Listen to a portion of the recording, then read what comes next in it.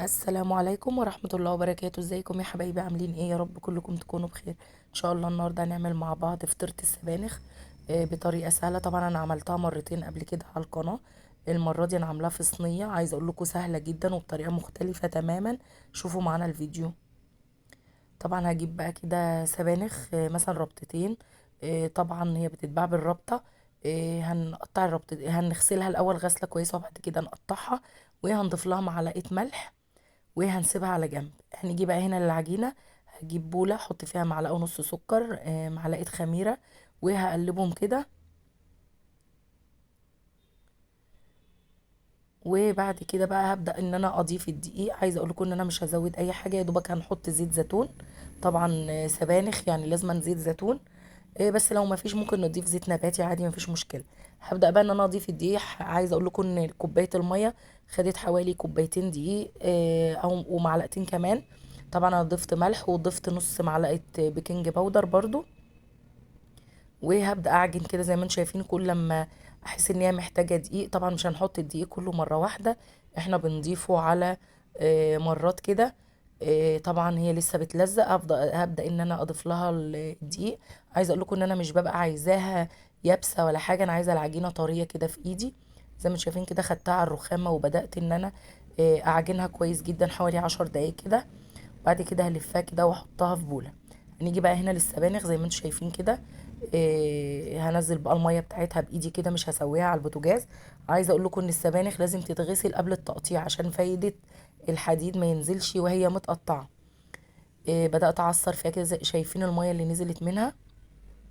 بعد كده هجيب بصله اقطعها مكعبات كده، على قد ما اقدر تبقى ناعمه شويه. وطبعا السبانخ بعد ما عصرتها خلاص هي على جنب. طبعا بعد ما عصرتها حطيتها في بوله، وزي ما قلت لكم رحت تبلت البصله بمعلقه زبده. وهنزلها بقى، ضفت كده هنا معلقه سماق، وهضيف دبس رمان. طبعا ده اساسي في الوصفه، دبس الرمان والسماق. وهضيف شويه فلفل لكن مش هضيف ملح، نركز ان احنا مش هنضيف ملح.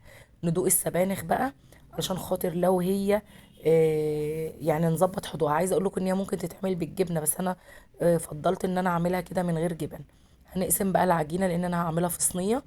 زي ما شايفين كده هجيب ورقه زبده، وطبعا هدهن الاول الصينيه بحبه زيت علشان خاطر الورقه تثبت. وبعد كده هجيب نص العجين وهبدأ ان انا افردها في الصينية بسمك رقيق، مش تخين ولا حاجة. عايزة اقول لكم ان العجينة طرية جدا وحلوة قوي. طبعا مش هنتخنها علشان خاطر هي لسه هتعلى عشان فيها بيكنج باودر. هنزل بقى الخليط اللي هو السبانخ. ضفت له طبعا حوالي ربع كوباية من زيت الزيتون، ده اساسي برضو. وهبدأ بقى افردها في الصينية، وبعد كده اغطيها وادخلها الفرن على درجة حرارة 180 في الرف الوسطاني. لغاية ما الأرضية تبدأ تحمر نبدأ بقى نشغل الشواية عليها. هنكمل بس كده مع بعض. هبدأ بقى انا افرد كده السبانخ. عايزة اقول لكم تحفة جدا، ولو ضفت لها جبنة موتزاريلا هتوديها في حتة تانية. طبعا زي ما شايفين كده بدأت ان انا افردها وبقفل الأطراف كويس جدا حتى لو بمعلقة.